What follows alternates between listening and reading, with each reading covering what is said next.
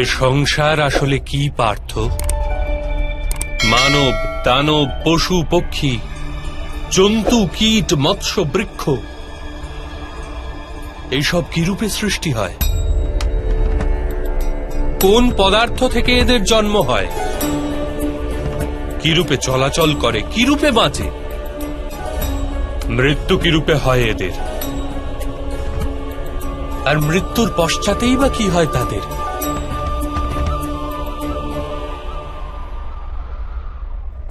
এই রহস্যকে চিন্তা করো পার্থ।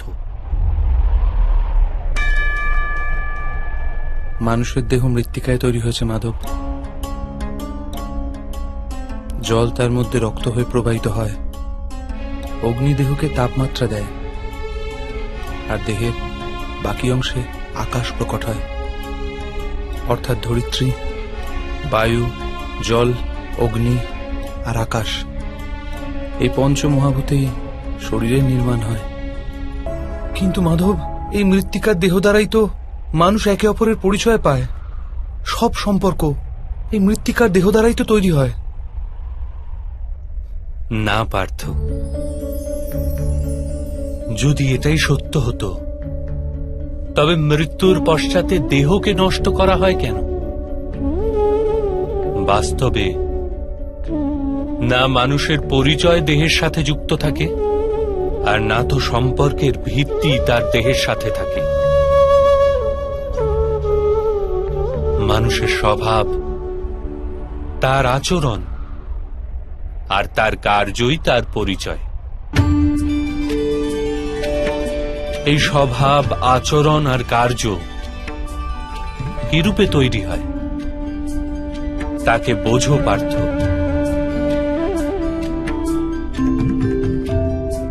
মানুষের জীবন কেবল দৃশ্যমান আর অদৃশ্য পদার্থের মিলন মাত্র পার্থ। কিন্তু তথাপি প্রত্যেক মানুষের স্বভাব তথা কার্য ভিন্ন ভিন্ন প্রতিপন্ন হয়। এর কারণ হল সৃষ্টির 3 গুণ: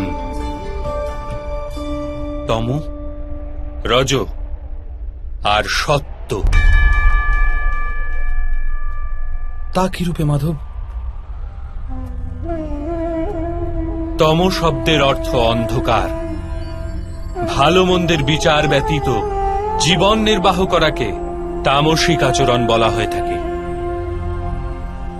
যেরূপে পশু পক্ষী বেঁচে থাকে কেবল নিজের শারীরিক ইচ্ছাকে পূর্ণ করার জন্য। সত্য শব্দের অর্থ জ্ঞানের প্রকাশ। যখন ব্যক্তি প্রতিটি পরিস্থিতিতে ধর্মের, সত্যের আর পরম্পরার বিচার করে ব্যবহার করে থাকে, তখন তাকে সাত্ত্বিক জীবন বলা হয়। এই দুইয়ের অন্তঃস্থলেও এক প্রকার ব্যক্তি থাকে, যার নিকট জ্ঞান তো আছে, কিন্তু শরীর আর মনের বাসনার সাথে আবদ্ধও রয়েছে। এরূপ ব্যক্তি রজগুণ অর্থাৎ অহংকারপূর্ণ মন নিয়ে বেঁচে থাকে। তম, রজ অথবা সত্যগুণের অধিক অথবা স্বল্প মাত্রার মেলবন্ধনে মানুষের স্বভাব তৈরি হয়।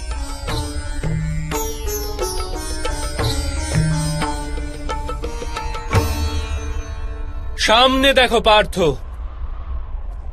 এদের সবার মধ্যে তুমি কোন গুণ দেখতে পাচ্ছ? যুবরাজ দুর্যোধন ধর্ম জানেন, কিন্তু নির্বাহ করেন না। তার জীবনের মূল কেন্দ্র অহংকার, অর্থাৎ তার মধ্যে তমগুণ কম, রজগুণ অধিক, আর সত্যগুণ পূর্ণতা পায়নি।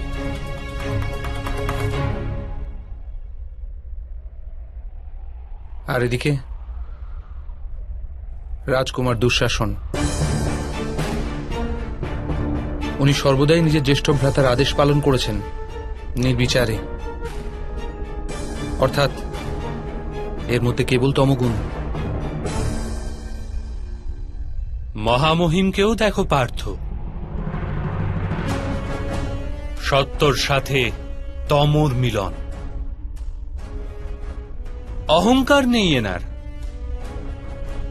কিন্তু পুরাতন ধর্ম, পুরাতন পরম্পরার প্রতিজ্ঞার দ্বারা আবদ্ধ। আবশ্যকতা হওয়া সত্ত্বেও নিজের প্রতিজ্ঞা ভঙ্গ করতে পারেন না। সিংহ হরিণকে ভক্ষণ করবেই, আর হরিণ সিংহ দ্বারা ভীতিগ্রস্ত হবে। তাহলে ধর্মের প্রশংসা কিসের? আর অপরাধের দণ্ডই বা কেন? কি তাৎপর্য এর?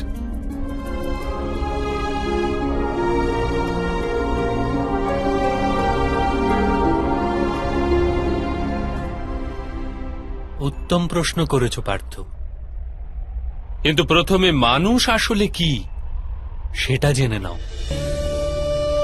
মানুষ কেবল পঞ্চ মহাভূত নয়, পঞ্চ পদার্থও নয়, পঞ্চ জ্ঞানেন্দ্রিয়, পঞ্চ কর্মেন্দ্রিয় তথা 3 গুণ, এরূপ 23টি বস্তুর মিশ্রণও নয়।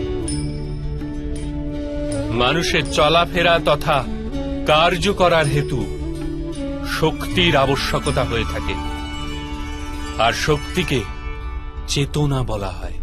তাহলে মাধব, মানুষ কি শুধুই চেতনা?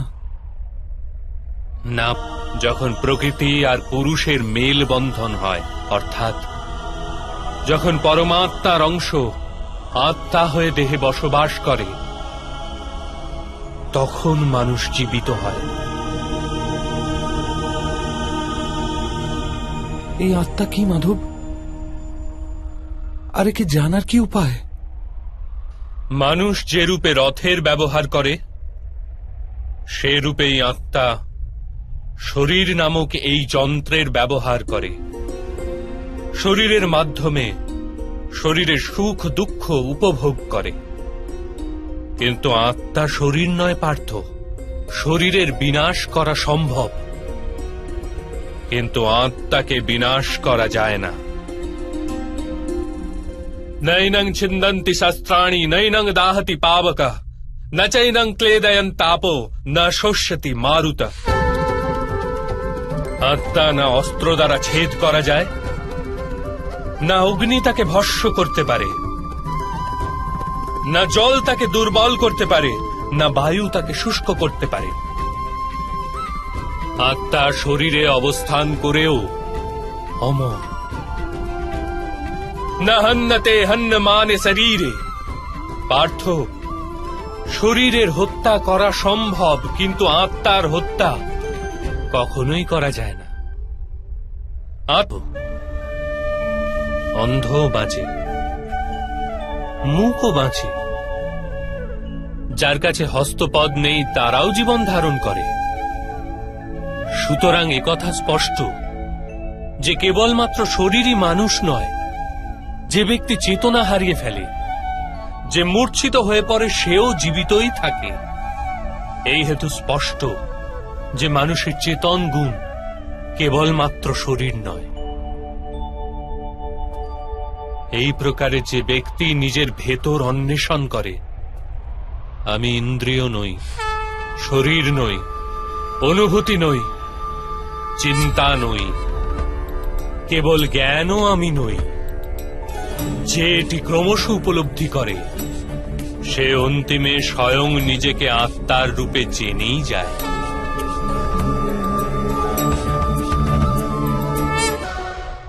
এই আত্মার কার্যকারিতা কি মা? সে অবশ্যই পুনরায় জন্ম নেবে। এই মহাজ্ঞানকে সাংখ্যযোগ বলা হয়।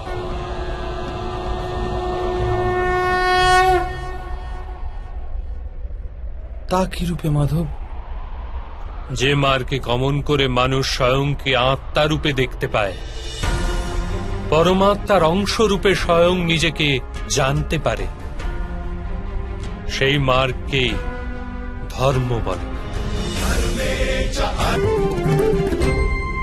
যখন কেউ তমগুণ দ্বারা আবিষ্ট থাকে, তখন সে অপরের প্রতি কঠোর, নির্দয় ও স্বার্থপর হয়ে ওঠে। নিজের নিশ্চিত সুখের জন্য অপরকে দুঃখ প্রদান করে। তার পরমাত্মার অভিমুখে গতি হয় না, অর্থাৎ অধর্ম পরমাত্মার থেকে দূরে নিয়ে যাওয়ার মার্গ মাত্র। অর্থাৎ অধর্ম তো অজ্ঞানতার অপর নাম। তাহলে তো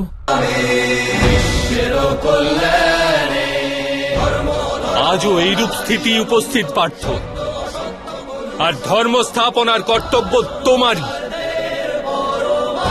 এই কারণে দুর্বলতা ত্যাগ করো, আর এই যুদ্ধের জন্য প্রস্তুত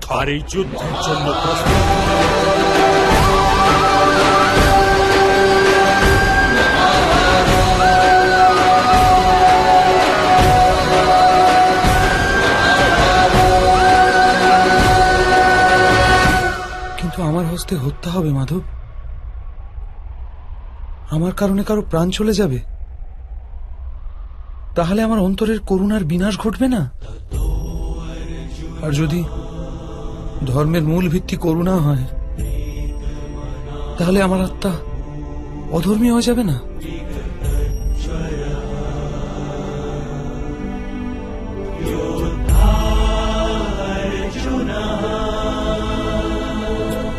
কর্মের বন্ধন অবশ্যই নির্মিত হয়, কিন্তু কার্যের বন্ধন নির্মিত হয় না পার্থ।